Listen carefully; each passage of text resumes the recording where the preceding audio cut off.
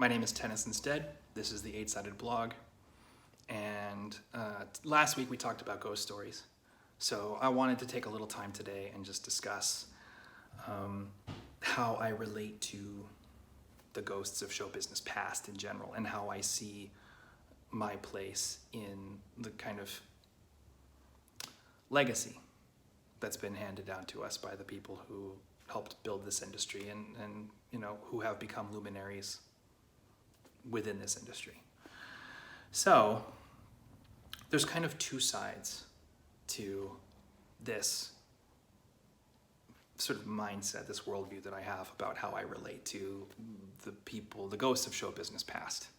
All right. On the one hand, we already know I have ghost stories from the theater, and as a theater person, I definitely believe that there is a connection that we share, a spiritual connection to the people who built this industry and to the people who did the shows before us. They're still around us in some way, but there's another dimension to that, almost a computer science dimension that I kind of wanted to discuss today. And then I wanted to sort of top it off by just explaining a little bit of how I process all of it. So we've discussed over the course of our blogs many, many times that 5 out of 7 of the decisions that we make are unconscious. Out of all the work that we do, whether we're writers or actors or whatever, 5/7 of that work is habit, and the other 2/7 is conscious decision making. So our creative intentions don't really account for as much of our work as we think they do. It's the habits that we've built that really make us who we are as show people. And that's true even of the masters. If you look at a Shakespeare play, what this means is that 5/7 of what's on the page is just the habits that Shakespeare has built over the course of his career. 2/7 of what you're seeing on the page is the stuff that he's been thinking about and sweating over and making decisions about and agonizing about, whatever his process was, okay? 2/7 of that is that stuff. The other 5/7 is just the stuff that he's been doing and doing time and time again until eventually it just becomes rote. The whole point of the rehearsal process is to turn a screenplay or a stage play, the text itself, into mechanical habit for the actor so that they can start refining their creative impulses. Okay? You get off book, you have the basic habits of the show hammered into your body and into your brain so that when someone says a line, you say the next line. And then you start working on the details of how those lines of action actually get performed by the actor, and you refine through the rehearsal process and distill those actions down to their most essential elements so that you can find the specificity in them. What I'm saying, literally, is that you are taking the habits, just like a computer punch card. You are turning the habits that were encoded on that page back into habit in your brain. You are rewiring your brain using the habits of the playwright. If you're using this analog blueprint to rewire your brain with those neural pathways, the fact that you're getting 5/7 habit and 2/7 creative choice is huge, because those people's habits led them to accomplish some really important, really big things. You see what I'm saying? And if you spend a career working on playwrights that had exquisite habits, if you're working in classical theater, how much of your brain is actually structured in the same way as William Shakespeare's brain by the end of your career? How much work have you done? A lot, probably, right?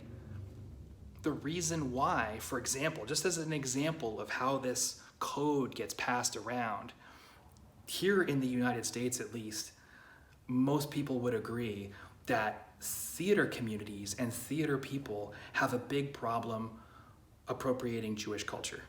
It's one of the things that is constantly going wrong in our community that we sort of have to be conscious of. Where does it come from? Why do we do this? What's wrong with us? Why do we fixate on Brooklyn specifically so much? And it's because that's where Neil Simon's from. It's because There are only a tiny handful of playwrights who are simultaneously appropriate for kids and therefore appropriate for community theater and at the same time actually good. There's not that many. Neil Simon's one of them, which means we all did Laughter on the 23rd Floor, right? 1 million freaking times. I've done it 3 times. And the reason why we have that sense of timing that comes with vaudeville comedy is because we all rehearsed that material. Our influences in the performing arts, at least, are not the artists that we admire. Our influences are the artists that we rehearse. If you look at a musician, the musician is going to be influenced by the people whose work they learn to play, more than any band that they might really love.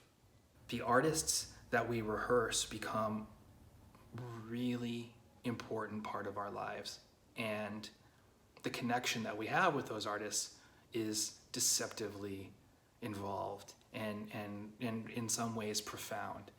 And I think that we understand those people in ways that we might not expect to.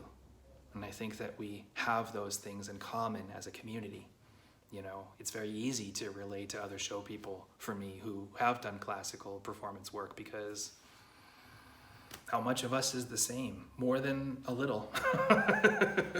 We've done the work of rewiring ourselves in the same ways.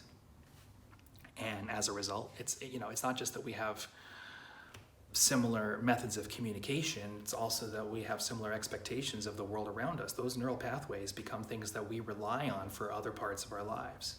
We solve our problems in the same ways in a lot of cases. And at the core of those truths is a figure from the past that we both have invested in very deeply, and that plays an important part in both of. We have the same family. We have an uncle in common, and that uncle has had a profound effect, or multiple uncles and aunts. Those people have had huge effects on how we see the world and how we interact with it. So you take that kind of weird truth of being a performing artist, and then you take also the fact that if you work in show business and you're not in a part of the country that's been built in the last 50 years, then you have seen things that make you question whether or not we have a deeper relationship with the past than maybe we think, right? If you've worked in show business and you haven't been working on the West Coast exclusively, then whether or not you buy into them, you have experienced events that can very easily be explained and that seem to relate to the history of our industry. You take those two things and you put them together, and it's very easy to think maybe we're not so alone. Maybe there's no such thing as an empty theater, right? And if there's not, who's in there?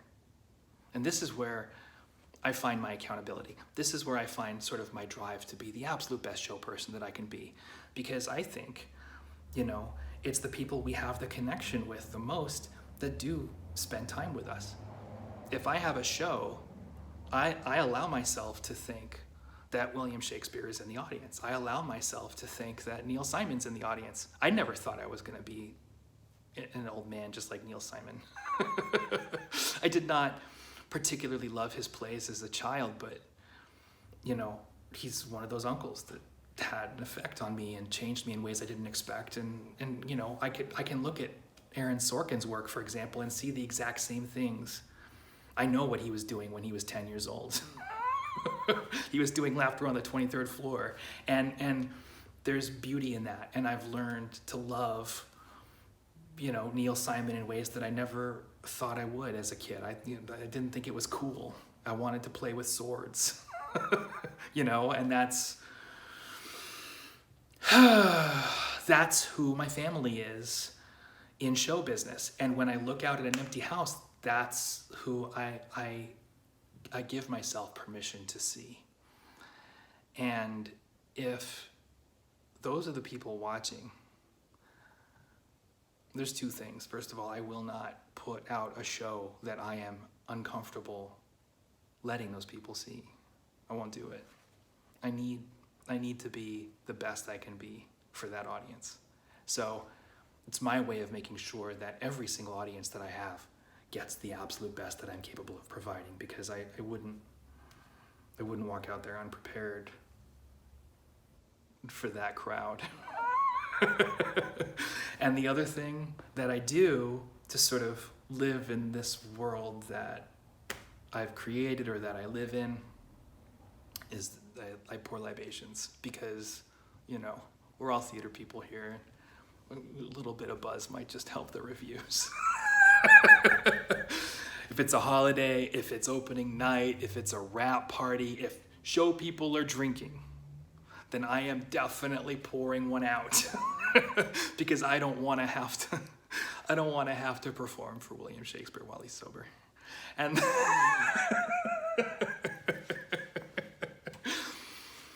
that's the 8-sided blog. That's what I've got for you this week. If you like these videos, if you like what you're getting from them, just click the thumbs up, give us a subscribe, click the little bell so you get your alerts and you know when the next one's coming up. And it's fun talking to you this week. I look forward to seeing you next week. Thanks for showing up. Have a good week. Bye-bye.